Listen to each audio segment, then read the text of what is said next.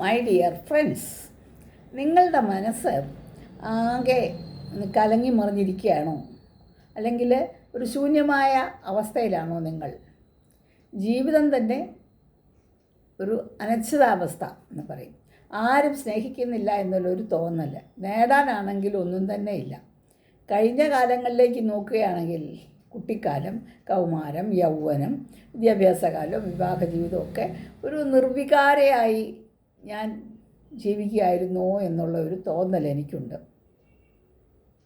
ഒന്നിനും ഒരു വെളിച്ചമില്ല. എവിടേക്ക് നോക്കിയാലും ഒരു മങ്ങിയ പെയിൻ്റെല്ലാം കുറച്ച് മാറിപ്പോയ ഒരവസ്ഥ എന്ന് തോന്നും. ഈ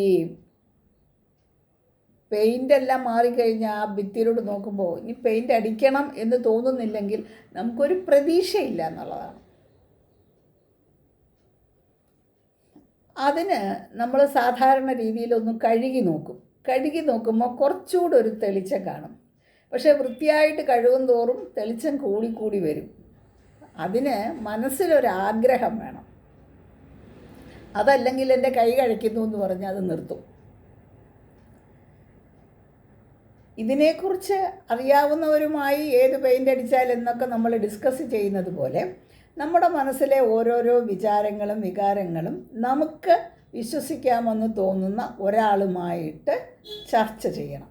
അപ്പം നമ്മൾ പെയിൻ്റ് അടിക്കുമ്പോൾ തന്നെ ഒരു കോട്ട് അടിച്ചാൽ പോരാ, 2 കോട്ട് അടിക്കണം എന്നൊക്കെ പറയും. അതേപോലെ നമ്മുടെ ചിന്തയിൽ അങ്ങനെയുള്ള മാറ്റങ്ങൾ വരുത്താൻ നമ്മൾ ശ്രമിക്കണം എന്നാണ്. നല്ല കാര്യങ്ങൾ, നമുക്കിഷ്ടപ്പെടുന്ന കുറേ കാര്യങ്ങൾ ചെയ്യാൻ ശ്രമിക്കണം. അങ്ങനെ ചെയ്യുന്നവരെ ഞാൻ ഒരുപാട് കണ്ടിട്ടുണ്ട്. പക്ഷേ അവരെന്ത് ചെയ്യും?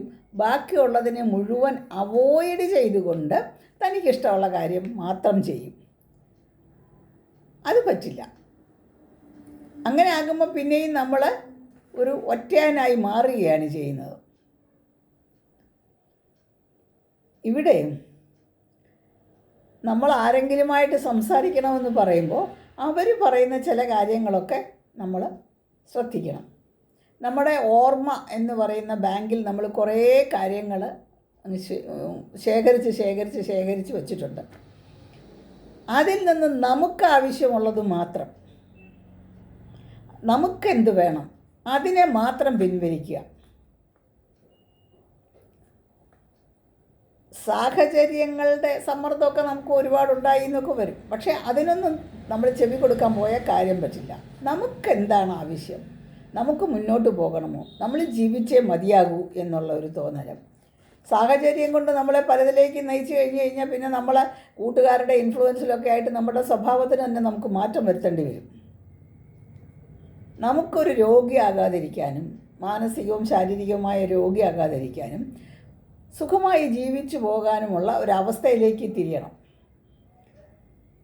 പലരും അടുത്ത വീട്ടിൽ കിടക്കുന്ന ചപ്പ് ചവറ് നോക്കി നമ്മുടെ വീട്ടിലെ കരിയിലെ ഒന്ന് എടുത്ത് കളഞ്ഞിട്ട് വേണ്ടേ അടുത്ത വീട്ടിലേക്ക് നോക്കാൻ, അത് ചെയ്യുന്നില്ല. സമൂഹം നമുക്ക് എല്ലാ കാര്യങ്ങൾക്കും സ്വാതന്ത്ര്യവും തുല്യതയും തന്നിട്ടുണ്ട്.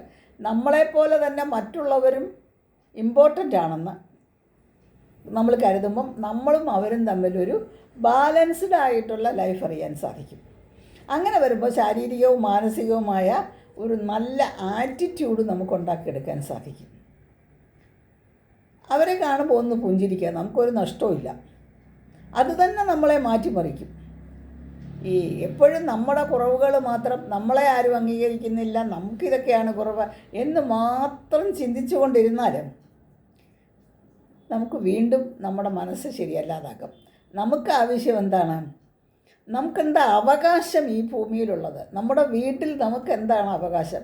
അത് നേടിയെടുക്കാനുള്ള ഒരു ലീഡർഷിപ്പ് ക്വാളിറ്റിയിലേക്ക് നമ്മൾ തിരിയണം. ഇപ്പോൾ നമ്മുടെ വീട്ടിൽ തന്നെ അച്ഛനും അമ്മയും 2 എൻറ്റിറ്റി അല്ല. നമ്മൾ വീട്ടിലുള്ള ആരായാലും ജോലി ചെയ്യുന്നവരുൾപ്പെടെ എല്ലാവരും ഒരു ചരടിൽ ഇങ്ങനെ മുത്തുകൾ കോർത്തിട്ടിരിക്കുന്നത് പോലെ നമ്മൾ കോർത്തിട്ടിരിക്കുകയാണെന്നും ഏതെങ്കിലും ഒരു മുത്തിൻ്റെ പൊട്ടലുണ്ടായാൽ അത് ആ ചെയിനിനെ മുഴുവൻ ബാധിക്കുമെന്നും നമ്മൾ മനസ്സിലാക്കണം. അതുകൊണ്ടെന്താ ഈ ചങ്ങലകൾ ഇങ്ങനെ വിളക്കിക്കൊണ്ടേയിരിക്കണം. നമ്മളെ മറ്റുള്ളവർ വിചാരിക്കുന്നു എന്ന് നമുക്ക് പ്രശ്നമില്ല. നമ്മളെന്താണ് അവരെക്കുറിച്ച് കരുതുന്നത്? നമുക്ക് വീട്ടിലുള്ള സ്ഥാനം എന്താണ്? മറ്റുള്ളവർ തരാൻ വേണ്ടി കാത്തിരിക്കേണ്ട കാര്യമൊന്നുമില്ല. നിങ്ങളുടെ മനസ്സിൻ്റെ വാതിൽ പതുക്കെ ഒന്ന് തുറക്കണം. കുറച്ചൊക്കെ പ്രകാശം അകത്തേക്ക് കടക്കാൻ ശ്രമിക്കണം. നമ്മൾ ആരാണെന്നും നമുക്ക് എവിടെ പോകണമെന്നും എന്ത് വേണമെന്നും തീരുമാനിക്കുന്നുള്ള അവകാശം നമുക്കാണ്. നമുക്കിവിടെ റെസ്പോൺസിബിലിറ്റിയും ഉണ്ട്, അതേപോലെ തന്നെ സ്വാതന്ത്ര്യവുമുണ്ട്. നമ്മൾ പ്രാധാന്യമുള്ളവരാണ്. നമ്മളൊന്ന് ആലോചിക്കുന്നത്, ഇങ്ങനെയാണോ ഇച്ചിരി ബുദ്ധിയൊക്കെയുള്ള നമ്മുടെ ഫ്രണ്ട്സൊക്കെ പെരുമാറുന്നത് അല്ലെങ്കിൽ ഇരിക്കുന്നത്? ഒരു സക്സസ്ഫുൾ ഉള്ള ഒരാളെ നമ്മൾ കണ്ടുപിടിക്കുക, അവരുമായിട്ട് ചർച്ച ചെയ്യുക, അവരുടെ കാര്യം മനസ്സിലാക്കി എടുക്കുക. അപ്പോൾ നമ്മുടെ സാഹചര്യങ്ങളെ കുറച്ചൊക്കെ നമുക്ക് മാറ്റിയെടുക്കാൻ സാധിക്കും.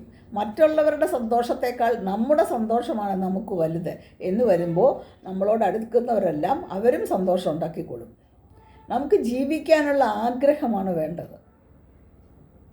നേടാനും സന്തോഷിക്കാനും മാത്രമാണ് ഈ ജീവിതം. അവിടെ സഹിക്കാനുള്ള കഴിവൊന്നുമില്ല. എല്ലാം സഹിക്കണം അങ്ങനൊന്നും ആരും എവിടെയും പറഞ്ഞിട്ടൊന്നുമില്ല.